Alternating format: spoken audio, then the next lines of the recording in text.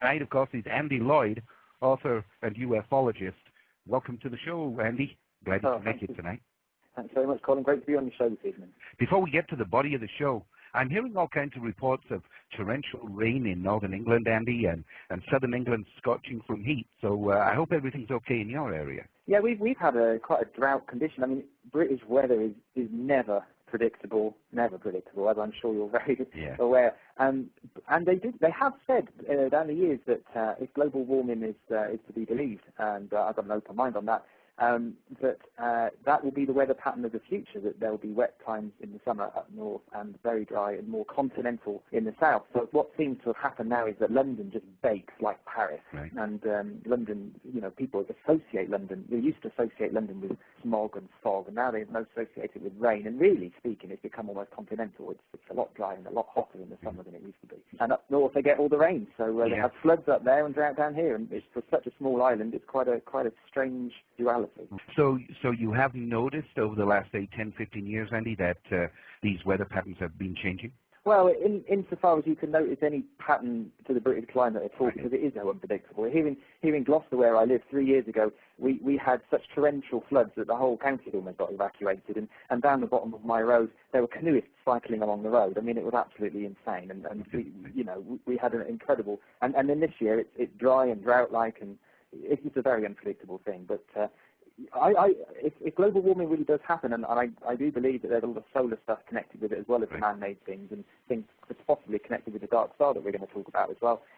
If that's the case, then I'm prefer to be living in a northern climate where we are, because if it heats up here, we'll be growing wine. The vineyards will be flourishing once again, and British wine will be the toast of the world. And the British garden community would once again flourish. I mean, very exotic greenery, I would think. Yeah, it's quite ironic that Brits are one of the great worriers about global warming. We worry. We do the worrying for the world, the British. Right. But in actual fact, a warm climate here would actually benefit us. The amount of deaths during the winter would decrease. And would more than offset the amount of deaths during the summer from overheating, and we actually stand to benefit from it, unless, of course, the seas rise, and so the east of the country will be swallowed up. But apart from that minor detail, it's all good. Yeah. Well, we are currently working on a Tesla special, and I got to tell you, we've uncovered some startling facts about governments around the world developing methods to affect the weather and the natural balance and ecosystem of countries. Has there been any whisper out there in the UK regarding weather manipulation at all? Well, I guess we often hear about cloud busting and the kind of chemicals that go up into the air. And of course, we on Cosmic Conspiracies have kept a close eye down the years on things like coming out of the back of the aeroplanes that seems to be forming cloud cover. And when the volcanic eruption in that incredibly difficult to enunciate volcano in Iceland went off and blocked off earlier a few months ago, the thing that we all really noticed here is that we could go out into our gardens and look up in the sky, and we had blue skies. And there was no cloud, and it's remarkable to see just how much of the cloud is created by the planes that come in and out of Heathrow Airport. It's remarkable. And to see blue skies, I think it must have been the first time for 40 years that anyone could see purely blue skies. Funny you should mention that, because right after 9/11, when the North American skies were cleared of aeroplanes, there was a lot of reports regarding the atmospheric conditions, that the skies were clear, that there were no clouds, there was no chemtrails, no nothing. Now, I have a scientist friend in the New York area who has continuously attempted to get me to look into chemtrails on airplanes, and the more we look into it, the more complicated it gets. And it's one of those issues that is so difficult to broadcast without looking at charts and maps and paper. You can't visually or you can't audibly bring it to the public very easily, and it's a difficult thing to for people to get their head around, that these chemtrails could be government organized. There could be a reasoning behind it. And my scientist friend in New York has a lot of theories as to what they are seeding the Earth for.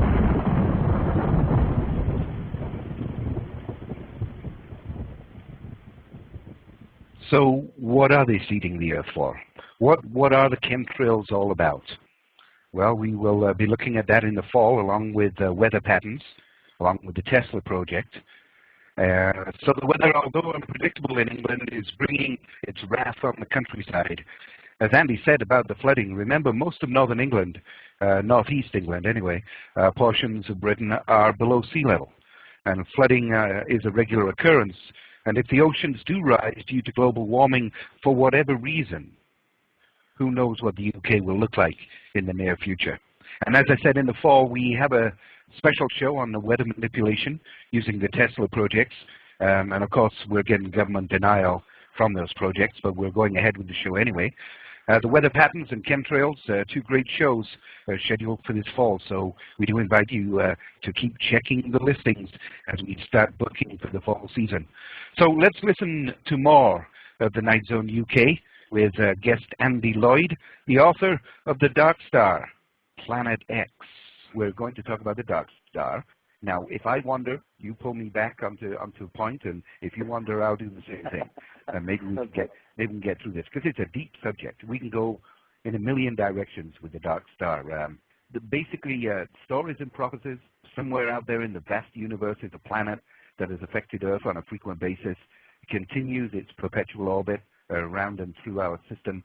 Some people are calling it Nibiru, some call it Planet X, but tonight's show we'll call it the Dark Star. What's this all about, Andy? I guess the idea of a missing planet is about as mythical as dragons and so on. I mean, it's an archetypal idea, really, and certainly in the world of science fiction, but like all really, really good myths, it could well actually have a very strong basis in fact. And if that is the case, I do believe it is, then the presence of the dark star at the edge of the solar system, very, very long way away, I have to say, but would actually solve a lot of problems in ufology and would solve a lot of the sort of reasons why people object to the ideas of, say, UFOs, because it provides an opportunity for life to exist in our solar system, allowing intelligent life to visit us from a relatively sort of nearby platform that's habitable and yet unseen at this time. So that's one of the bases why I think there's a tremendous appeal to this. The second reason why there's a tremendous appeal to this is because this planet is thought to return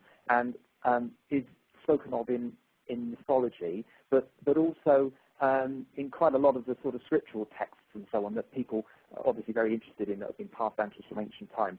So it has a fairly deep-rooted appeal to us in the West, and where the myths of things like the flood and so on sort of grow around the world or extend around the world, it sort of pops up in all of those as well.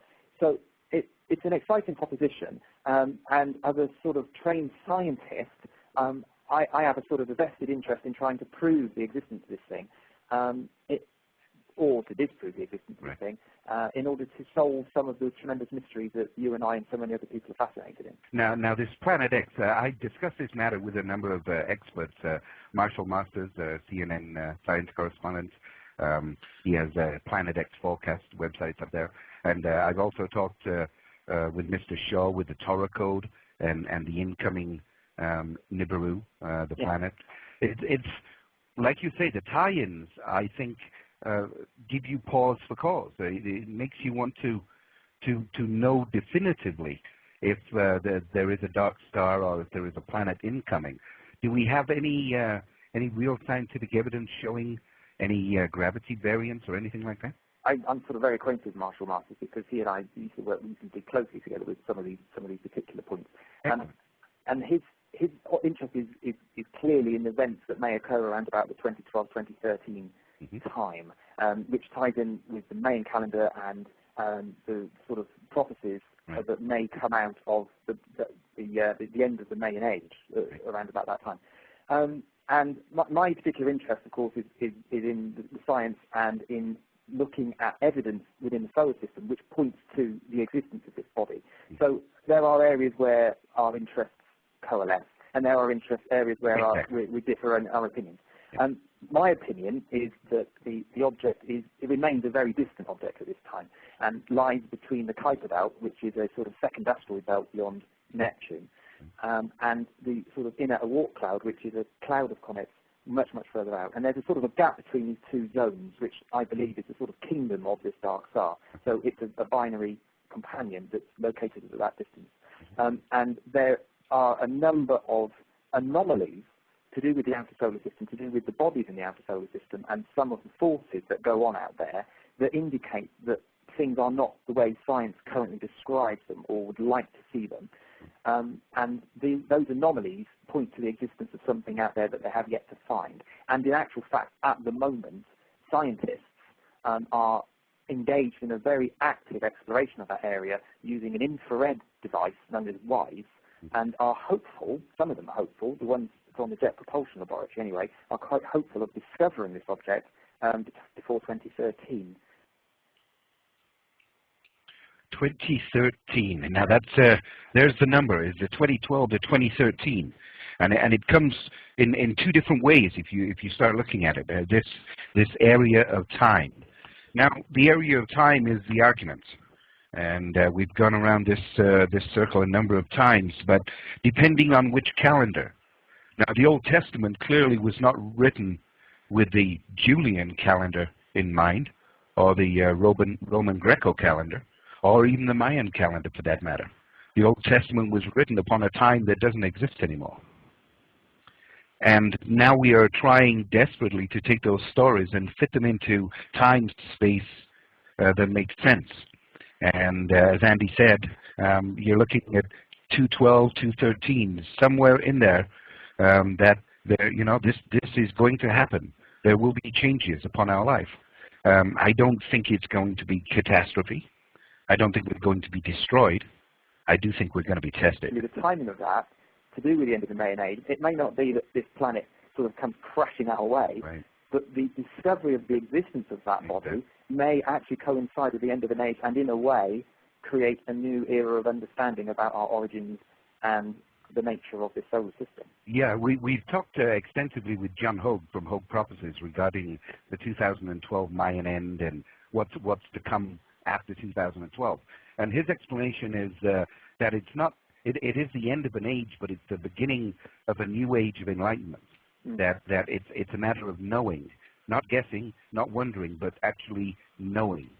And our scientific experiments are going to come to fruition, and we are going to know what our history was, which I find is fascinating. Now, your book on the dark star, it's based on the planet X, on the scientific evidence. There's also a couple of twists and turns in the book, which I really don't want to explain outright, because I want people to pick up the book. Yeah, I kind of tried to attack this subject in two different ways. One of them is to produce a book, which is, as you say, The Dark Star, which is a sort of essentially a non-fiction book, in an alternative knowledge book, where I produce an alternative paradigm based upon anomalies and quirkiness that is otherwise ignored by science, and use that to try and explain things, try and explain sort of the Ice Age eras and changes to our Earth changes to our planet and anomalies within the solar system to do with this body out there.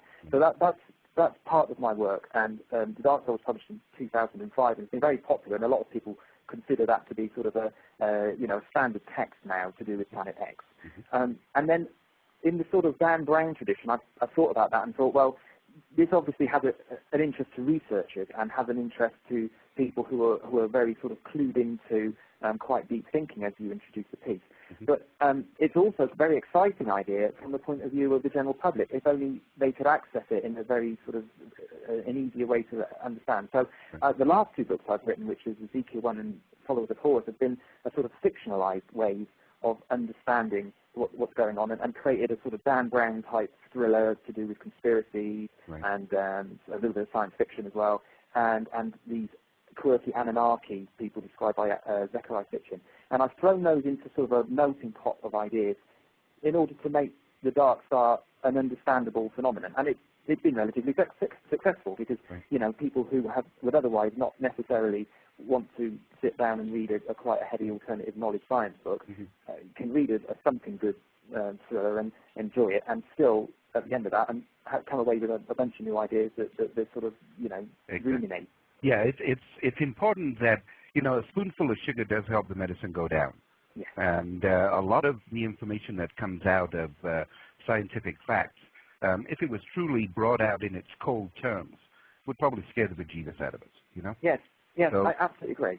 So I like the way you've done it, because you are still giving them the information or enough information for them to actually use their intelligence? I think at a format it works. It has its risks insofar as you run the risk of losing a certain amount of credibility because you start writing fiction. So people think, oh well, it's just fiction, but really it's an art form. It's a way of actually sort of taking these ideas and putting them out there. And part of the problem with writing non-fiction about things like the Anunnaki and Nibiru and so on is that you necessarily have to speculate because those stories are wrapped up already within sort of ancient writings, and Zecharia fiction does an amazing job of bringing out these flesh and blood gods and the planet X Nibiru and describing them, but they're interpreted from text written in ways that we don't normally describe. And so what I've done is to try and take those ideas and mixed in my own dark star ideas about the brown dwarf and so on,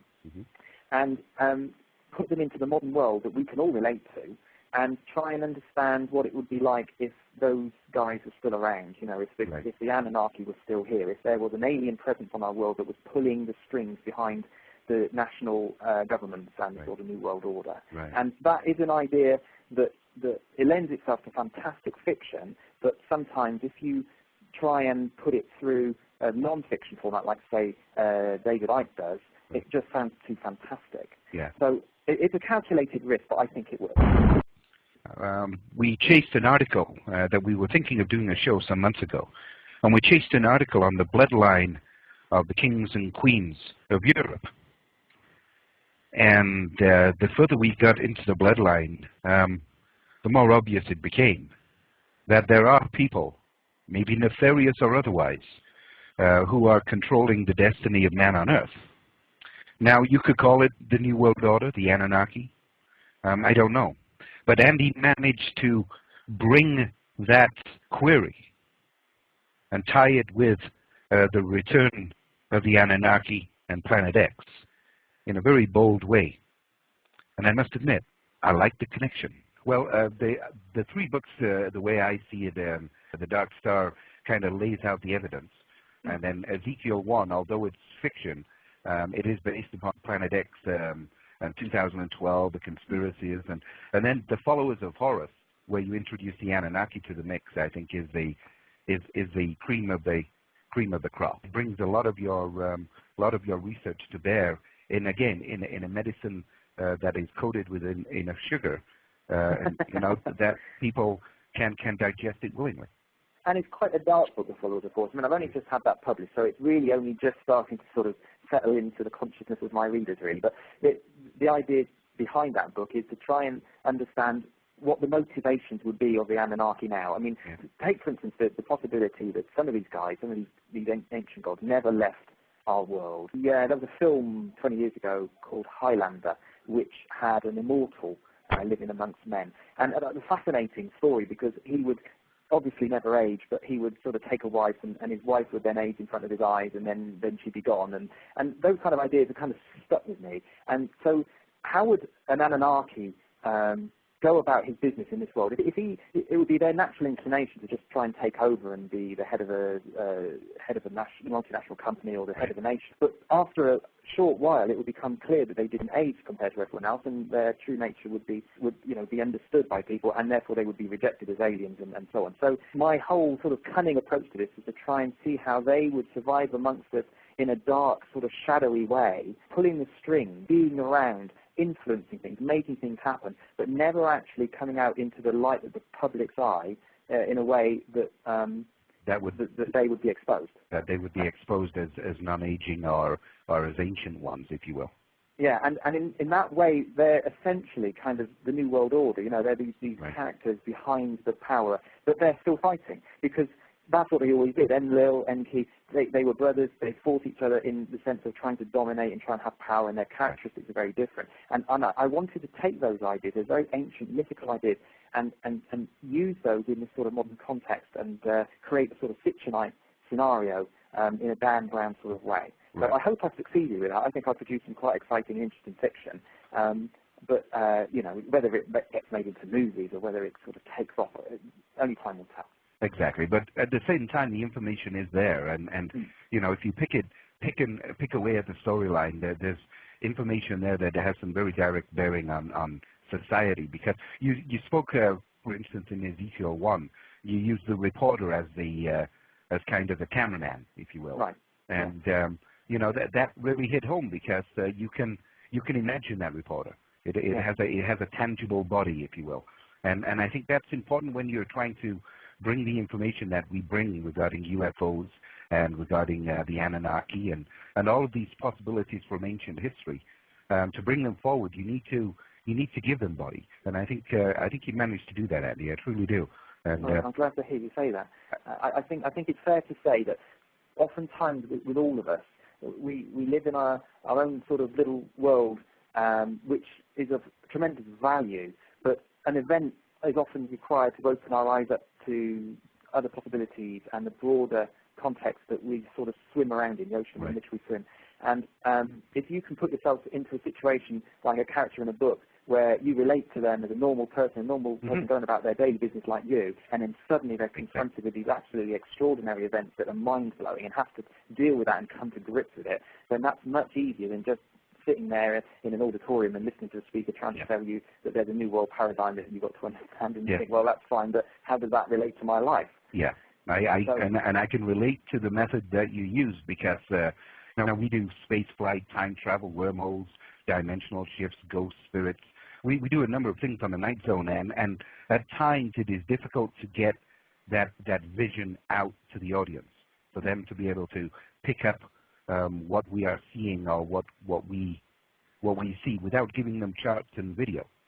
Audio can be difficult when it comes to presenting a package, but your book has done just that, and you know, it's packaged it in such a way that it's presentable, it's worth reading, and it has enough of a fictional twist to keep you interested in, well, I wonder how he got himself out of this one. Had we advertised this show and had we promoted the show, then we would have had all kinds of technical glitches.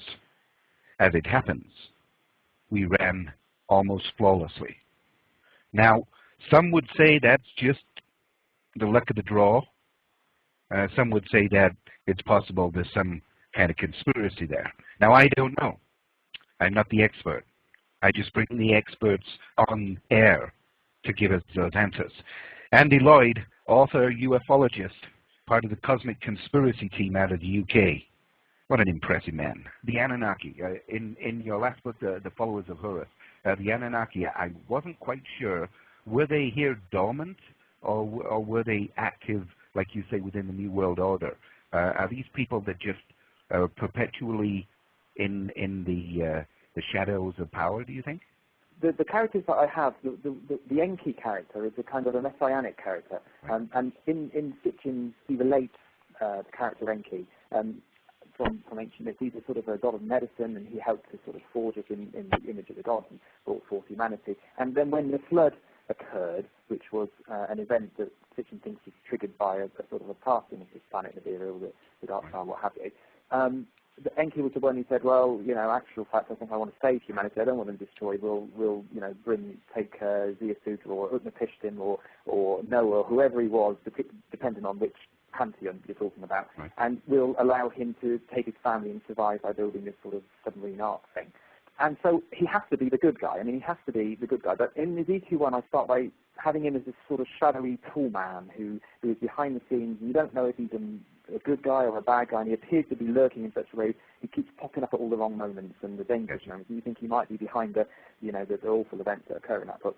And then as we move through into the second book, The Followers, it becomes clear that he is actually someone who's actually trying to stop something awful happening. He believes that by sending this spaceship Ezekiel 1 to Nibiru, that there is a risk that the sort of wrath of the Anunnaki will be let loose, and that there'll be an invasion and they'll come here, and that humanity, his little project, humanity will be at risk. So he is attempting to sabotage the whole project. Now, his brother Enlil doesn't really play a part in the first book, but in the second book he comes forward, and he's essentially the mastermind behind the Ezekiel 1 space black project. And Enlil in Sitchin's books is Yahweh. He's a sort of god. He's the main man. He's in charge of all the wars and the battles, and he's the guy, the jealous god, the guy you don't want to get upset. Gotcha. So again, in the book, Mr. Lil, as I call him, Enlil, he's a sort of a cantankerous, jealous figure who is a control freak. He doesn't like the fact that the crew on the ship start doing things the way they want to do them. He gets upset, he gets cross, and he messes with them and he plays games with them, as I believe Yahweh does in the Bible. You know, he sort of messes with people and messes with their heads and tries to control them. Right. So I've tried to keep to that character again. And then the third character is these books is Marduk, who's the sort of Lord of Babylon, the god of Babylon, and he's a sort of a darker, macabre figure who is power mad, a megalomaniac, wants to control everything like Enlil, but is more powerful and is capable of sort of extending power over huge amounts of people and getting them to do what he wants. And he's like the really bad guy. He's the guy who's on the ship, and he is going to cause problems, because if and when he gets to Nibiru, we don't know what his I haven't written what his motivation is, but it's clearly nefarious. Right. And he's like this very, very dark figure, not to be messed with at all, really to be avoided. And then these poor people who are running the ship find themselves at his mercy. Right. So those are the three guys, and that's how I envisaged it. And as I was describing before, Enki was somebody who was around all the time, and like the guy from Highlander would just pop up every so often to help. Lil is sort of someone who just created a financial dominion, but is a very secretive New World Order figure. Right. And then Marduk, Sitchin has him as effectively someone who died. You know, he's supposed to be dead, but in my book, he effectively comes back to life on his tomb and is, right. you know, resuscitated and brought back. Right. So now, the references that you are making to these characters, this is from the book There Were Giants Upon the Earth by Sitchin, right? Yes, I mean, Sitchin's written, I don't know, about 10 books, I suppose. Yeah. His first one being The 12th Planet back in 1976, and he's just released the book There Were Giants Upon the Earth. I suppose that the book that he's written that most encapsulates the history, the Sumerian history of these gods is the Lost Book of Enki, which is a very odd book. He wrote it almost in the form of an ancient text that's been translated into English.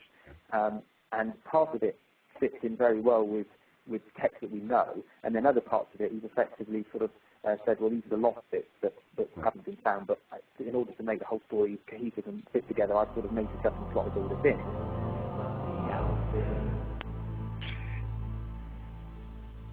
And is there anybody out there? You know, it's a question that I guess man has been pondering for a very, very long time. Is there anybody out there? Are we alone? Well, if we are alone, if we are it in this universe, then I'd say we are in deep, deep, deep trouble. If we are the most intelligent thing out there, we've got some problems in River City. We don't know what to do with our garbage. Now, a question I asked a scientist some time ago, a couple of questions, and I never did get an answer, but I will get the answers. I promise you that. One question was, is there any more water on the Earth than there was a million years ago? That's the first question I'd like to know. Has the mass of water changed on the Earth in a million years? And the second question I want to know is, if we are traveling so darn fast throughout the universe, then by the time we realize Planet X is upon us, it's upon us.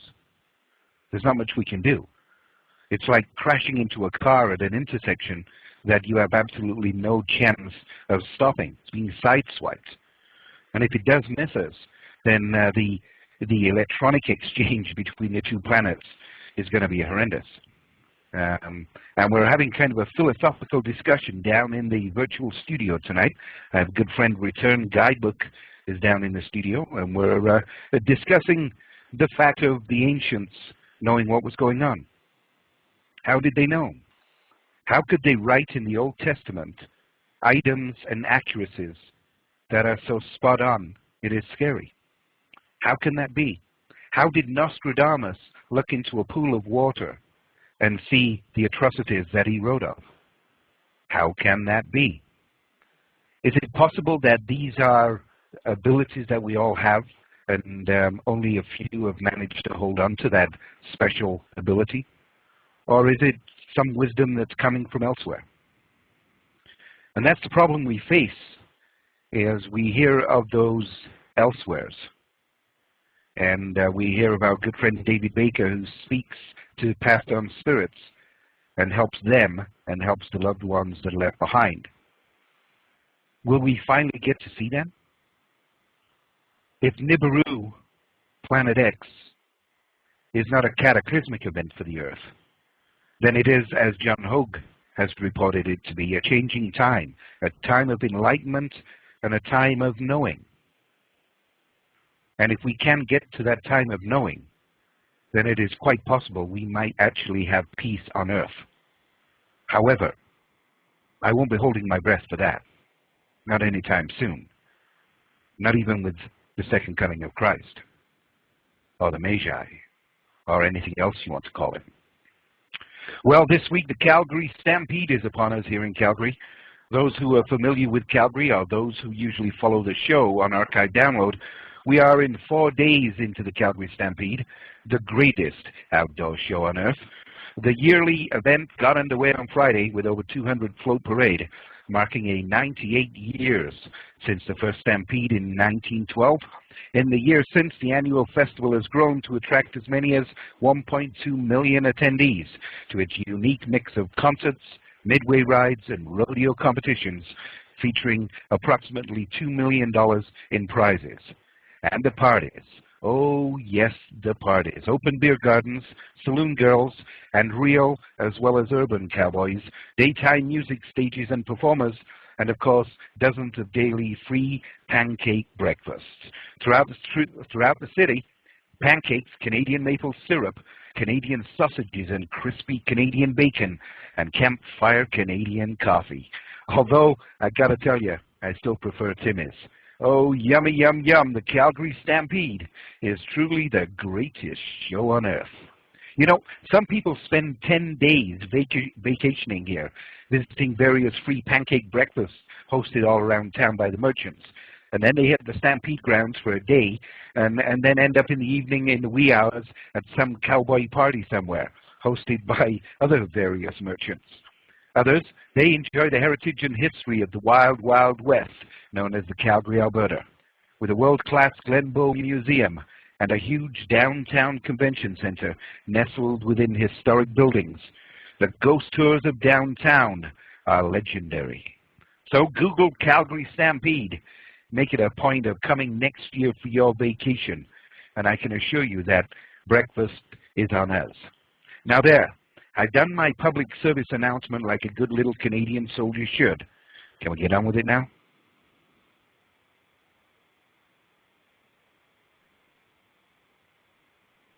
And we are back with Andy Lloyd.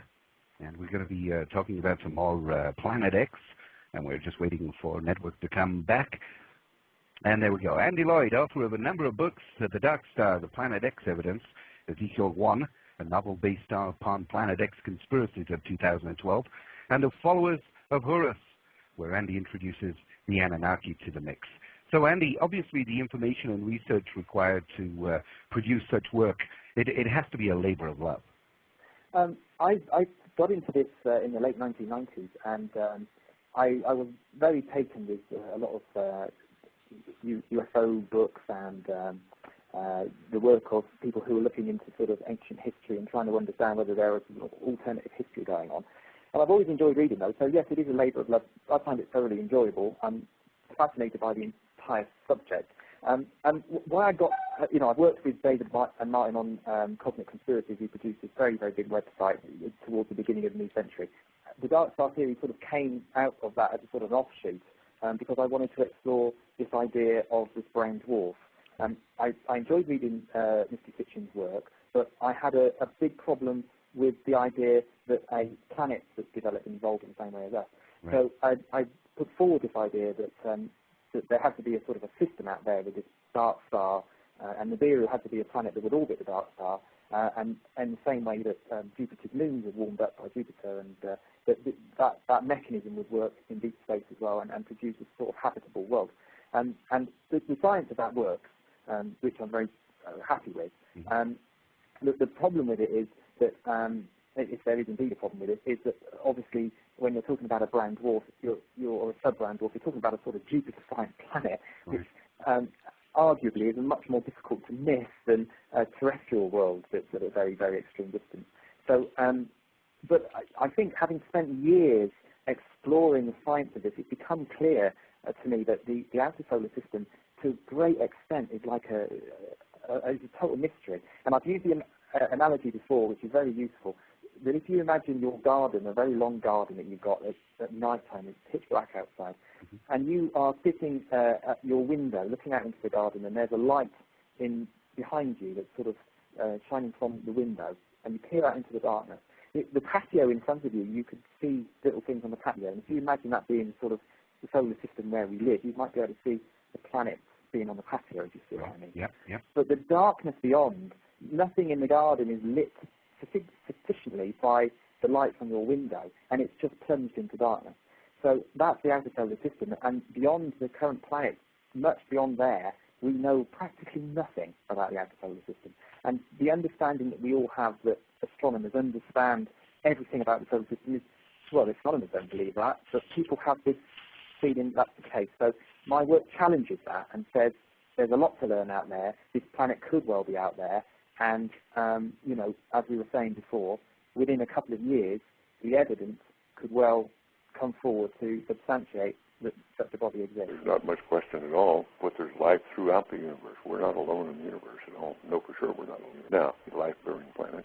I happen to be privileged enough to be in on the fact that we have been visited on this planet, and the UFO phenomenon is real, although it's been covered up by our governments for quite a long time. You are in the Night Zone on blogtalkradio.com. And it is being covered up by the governments. It is obvious the governments know a heck of a lot more than they are saying about what's going on out there in the universe. There's a lot of eyes out in the sky. But Marshall Masters had mentioned to me some months ago, and I hadn't given it much thought until recently, but he mentioned that most of our astronomy is done directly above us, if you understand what I'm saying. And we rely on other areas of the globe to give us their astronomy and the likes. So the least amount of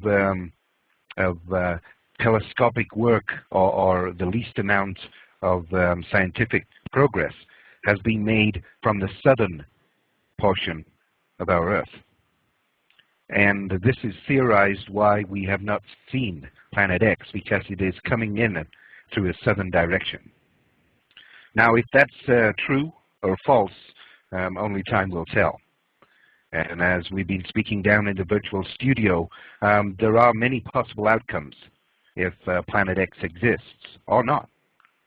The outcomes are endless, but the final goal, I would hope, is we will either scare ourselves into peace or we will destroy ourselves into peace. I think it will be a golden age and an opportunity to finally take the trillions and trillions and trillions of dollars from the military hardware and turn it into something good. But that's just me. So, you know, I don't know where to take it other than that. Reality bites. Huh? When you wrote the book and you considered sending this spacecraft secretly to rendezvous with Nibiru, did you ever consider alternate powers of being able to get through that distance? Or is this based on technology of, say, mid-90s? Would that be a fair request? That is an absolutely brilliant question, because if you could look at it, as you say, entirely two ways. One of them is you look at the what's available to us, which is effectively just advanced rocket propulsion, right, and try and understand how we would send men on a long-distance flight. Now, the main problem, well, there's several huge problems involved, and of course, there's a lot of discussion about going to the moon and going to Mars, which NASA has thought about and think about and then do a little bit of work on and then realise it's beyond them. Part of the problem is how people survive physically and psychologically for a long period of time in space, which is one of the themes I explore in the book, and the way they have to keep themselves physically and mentally up together, and how that actually is just pie in the sky, because people are people and things just kind of disintegrate. So that's one of the things I explore. In terms of propulsion, a rocket really isn't going to do it. When you're talking about sending a huge, however big a spaceship you want, but you're sending it out beyond Neptune and out towards the interstellar space, really. then you need to have a different propulsion system. So what I chose to do is have an idea that Stanton Friedman talked about, and he's a great Canadian, isn't he? Stanton Friedman. And in one of his recent books, he describes how there is this sort of myth generated by debunkers that says that aliens could not visit our world because there is simply not a sort of available technology to transfer spaceships through sort of light year distance. And he says, well, that's just simply blunt, because if you take nuclear powers, nuclear fission, and you create a drive from that, effectively what you're doing is by, you can fire out from this sort of fissible material, you can fire out sort of the, I'm trying to think, well, effectively the exhaust coming out of the back of the spaceship is the sort of the byproducts of the fissionable material. And they're ejected at such sort of speed that it creates a significant force that over time, because the spaceship is not slowed by anything at all in space, over time you can gradually accelerate to immense speed. So I've taken his idea and I've sort of taken that to heart and tried to imagine a spaceship that's going forward for half of the voyage, gradually accelerating up to sort of mind-blowing speeds.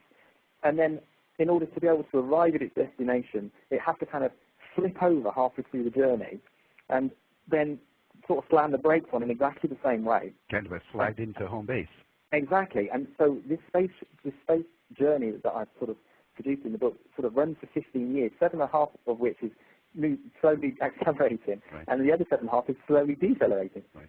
So that sort of creates the context of the book. Now, you're perfectly right. What I could have done would be to sort of go into sort of a whole Roswell thing and say, well, you know, if you back-engineered a crashed saucer and you looked at the sort of anti-gravity propulsion or whatever it is that runs those things, right, and then engineered something from that in Area 51 to create some sort of interstellar wormhole light year speed drive thingy-jig, then, yeah, you get blip, you're where you want to go. But from my point of view, that it almost removes the human drama because it makes it just so easy in a Star Trek way to just sort of say, right, warp speed, Scotty. And probably take away those fallible elements of human that make up the story in itself. You know. And in Moscow recently, and I'm sure you've probably come across this, Colin, but they took about 6 guys, I think, and they put them in this bunker down in the bottom of a warehouse, yeah, that sealed them up and said, right, in 18 months' time we're going to come and get you out.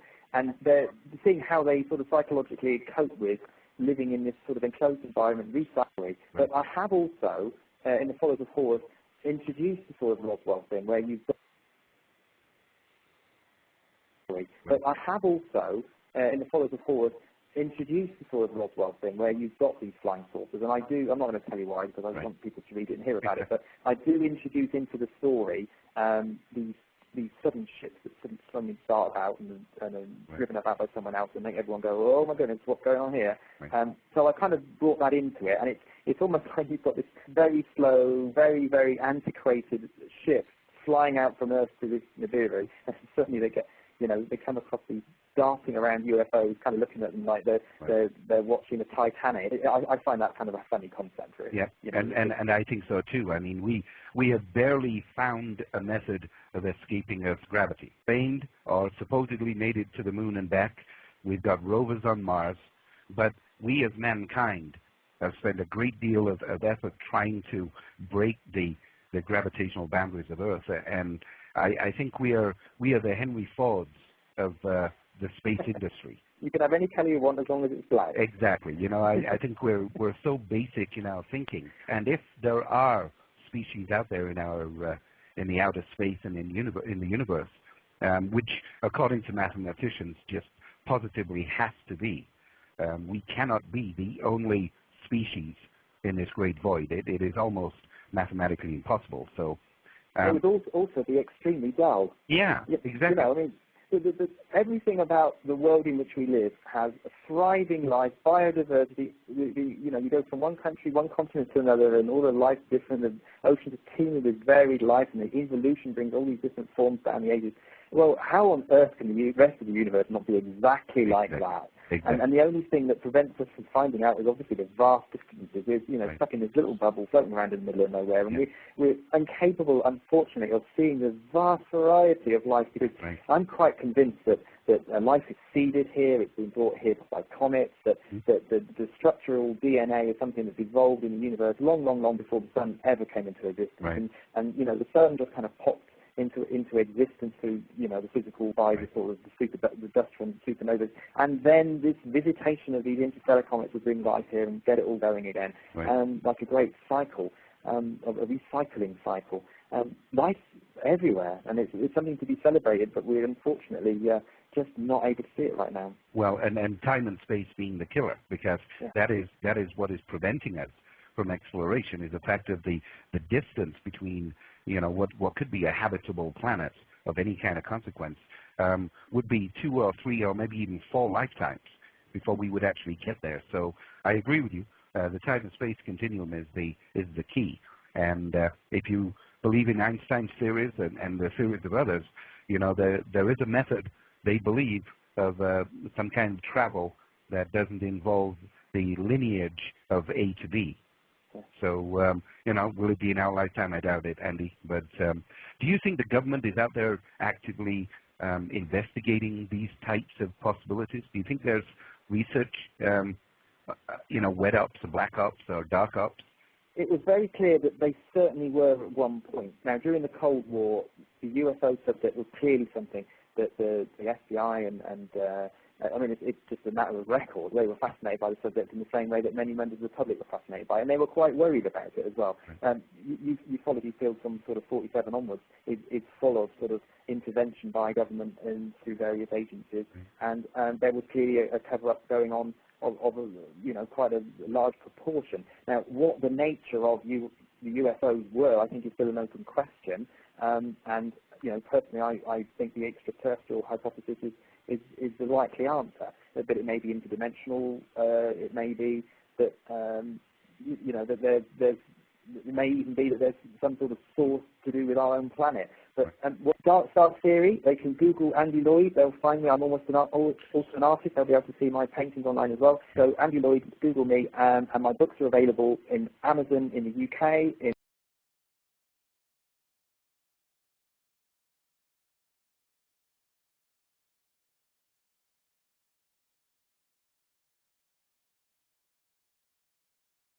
Tonight, of course, is Andy Lloyd, author and ufologist.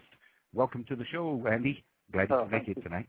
Thanks very much, Colin. Great to be on the show this evening. Before we get to the body of the show, I'm hearing all kinds of reports of torrential rain in northern England, Andy, and southern England scorching from heat. So I hope everything's okay in your area. Yeah, we've had quite a drought condition. I mean, British weather is never predictable, as I'm sure you're very aware. And they have said down the years that if global warming is to be believed, and I've got an open mind on that, that will be the weather pattern of the future, that there will be wet times in the summer up north and very dry and more continental in the south. So what seems to have happened now is that London just bakes like Paris. Right. And London, people associate London, they used to associate London with smog and fog, and now they associate it with rain. And really speaking, it's become almost continental. It's a lot drier and a lot hotter in the summer than it used to be. And up north they get all the rain, so they have floods up there and drought down here. And it's, for such a small island, it's quite a strange duality. So you have noticed over the last, say, 10, 15 years, Andy, that these weather patterns have been changing?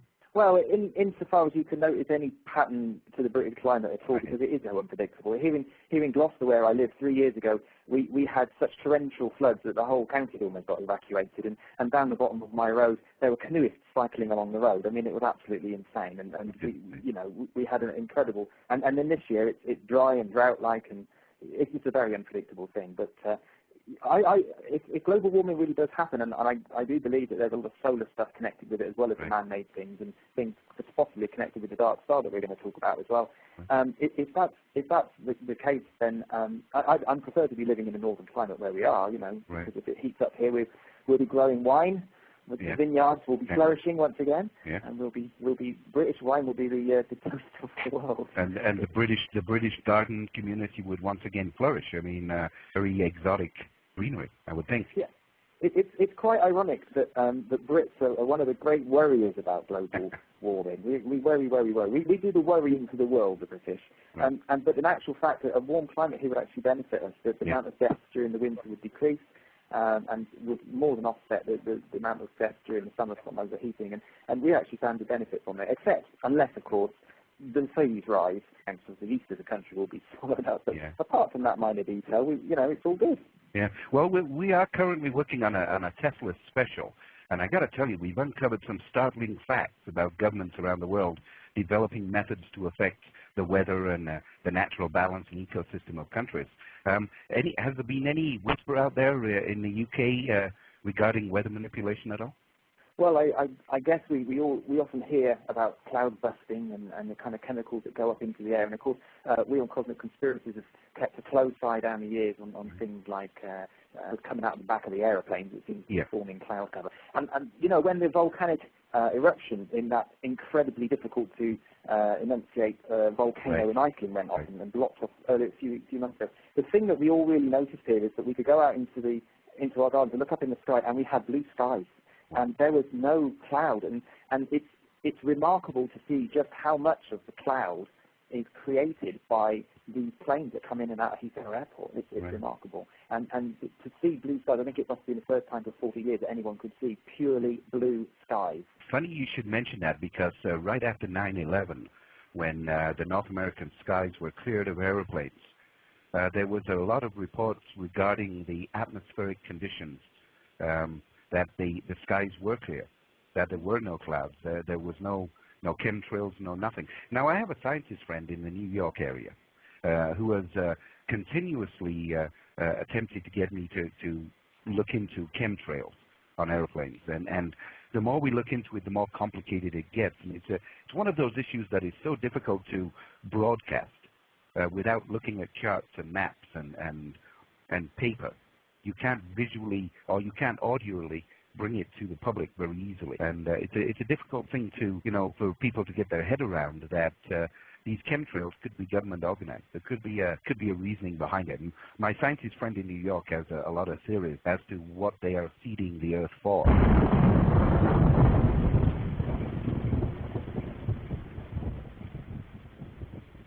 So, what are they seeding the Earth for?